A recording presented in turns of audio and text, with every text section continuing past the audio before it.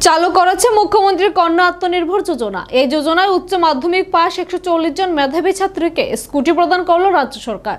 পবিত্র দোল উৎসবের পূর্ণ দিনে এক অনুষ্ঠানের মধ্য দিয়ে আগরতলার রবীন্দ্র শতবার্ষিকী ভবনে এই যোজনায় 2023 থেকে 2024 অর্থবর্ষে নির্বাচিত ছাত্রীদের হাতে স্কুটি তুলে দেন মুখ্যমন্ত্রী ডক্টর মানিক সাহা। পাশাপাশি ছাত্রীদের উজ্জ্বল ভবিষ্যৎ কামনা করেন তিনি। 140 জন উচ্চ মাধ্যমিক পাস মেধাবী ছাত্রের মধ্যে এক অনুষ্ঠানের মাধ্যমে স্কুটি বিতরণ করলেন মুখ্যমন্ত্রী ডক্টর মানিক সাহা। মুখ্যমন্ত্রী কন্যা আত্মনির্ভর যোজনায় এই স্কুটি প্রদান করা হয়েছে।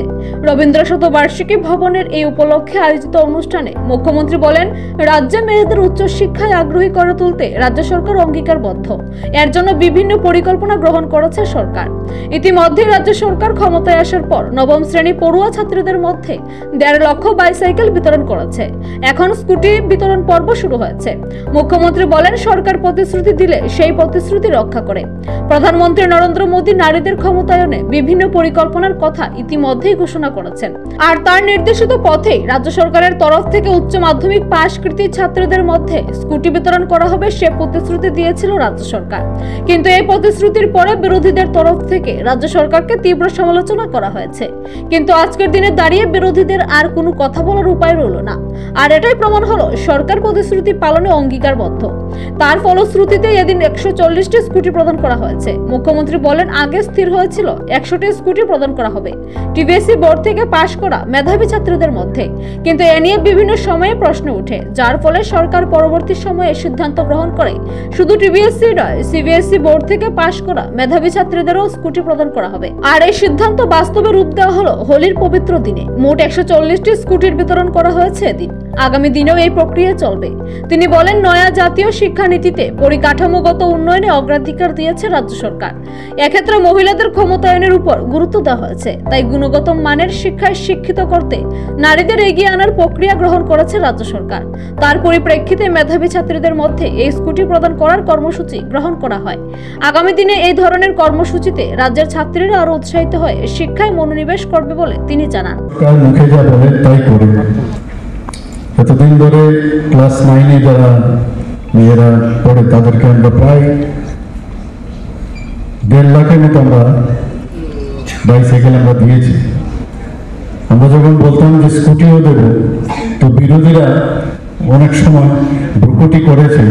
কিন্তু আজকে তা প্রমাণ করলাম যে মাননীয় প্রধানমন্ত্রী যখন যেটা বলেন, উনি যা করেন আমরাও সেই দিকেই করি, আমরা যা বলি তাই করি। আজকে কিন্তু এখানে খুবই ভালো লাগছে আমাদের যারা মেয়েরা আছে কন্যাদের আমরা আজকে স্কুটি দিতে পেরেছি। প্রায় 100টা প্রথমে কথা হয়েছিল যে 100 স্কুটি দেওয়া হবে। পরবর্তী সময় আমরা ডিসিশন নিলাম যারা সিবিএসসির আছে তারাই বেকানে বাদ হবে, তো তাদেরকে আরো ক্যাবিনেটে ডিসিশন নিয়ে আরো 40টা দেওয়া হচ্ছে।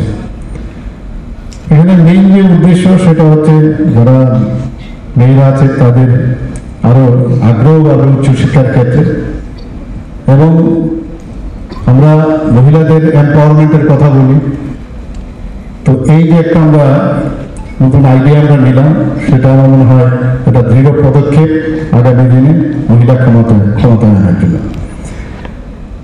আমরা উচ্চশিক্ষার যে প্রতিষ্ঠানগুলোতে এখানে তার যে প্রাতিষ্ঠানিক যে পরিবেশ এবং সেখানে যে ইনফ্রাস্ট্রাকচার ডেভেলপমেন্ট সবকটাই আমরা ডেভেলপ করার জন্য আমরা চেষ্টা করছি। এবং ওখানকার যাদের গুণগত শিক্ষক হয় তারও চেষ্টা আমরা করছি এবং সেই বিষয়ে আমার কোনো বক্তা এখানে বলেছেন। আমরা এর মধ্যে 2018 সালে যেটা ন্যাশনাল এডুকেশন পলিসি 2020 সেটাকে সামনে রেখে আমরা অনেক কিছু আমাদের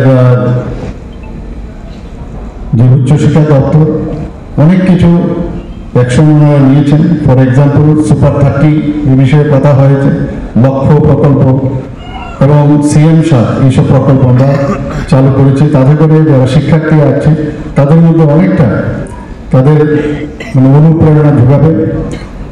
এখানে মুখ্যমন্ত্রী কন্যা আত্মনির্ভর যোজনা যে অনেকগুলো বিষয় এখানে রাখা হয়েছে, কিছু ক্রাইটেরিয়া ফিক্স করেছে, আমি সবটা এখানে বলতে চাচ্ছি না। যেমন এখানে বীমা, তাদের যে বিমা এবং রেজিস্ট্রেশন সার্টিফিকেটও কিন্তু এখানে দেওয়া হয়েছে আজকে। যারা এই প্রকল্পের যারা সুবিধা নেবেন তাদের কিছু শর্তাবলীও এখানে রাখাও হয়েছে, যেমন যারা সাধারণ ডিগ্রি কলেজের যে কোনো ফার্স্ট ইয়ারে যদি সেমিস্টারে পাঠরত থাকে তবেই তারা পাবে, এবং যারা সিবিএসসি বা টিবিএসসি 80% যদি ওরা পায় তারাই এই পরীক্ষার মধ্যে তাদেরকে সেভাবে সিলেকশন করবে, এবং মোর দেন 80%। এবং যারা ফ্যামিলির মধ্যে যারা 8 লক্ষ টাকা বার্ষিক আয় তারাই এই সুযোগটা এখানে পাবে। পিআরটিসি তো অবশ্যই থাকতে হবে। আমরা একটু আগে আমাদের সেক্রেটারি মহোদয় বলেছেন যে গ্রস এনরোলমেন্ট রেশিও অনেকটা কিন্তু বাড়ছে এখন। যখন আমরা আমাদের ডিগ্রি কলেজগুলোতে যারা মহিলারা আছেন, আমরা মহিলা এম্পাওয়ারমেন্টের কথা বলছি এবং সেই দিকেই কিন্তু আমরা কাজ করছি।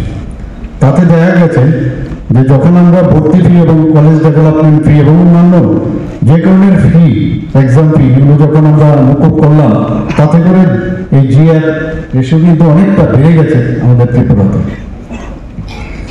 আমাদের চিফ মিনিস্টার স্পেশাল স্কলারশিপ আমরা চালু করেছি যারা দিব্যাঙ্গজনেরা আছে। নিজস্ব প্রতিনিধি রিপোর্ট, এশিয়ান টাইমস।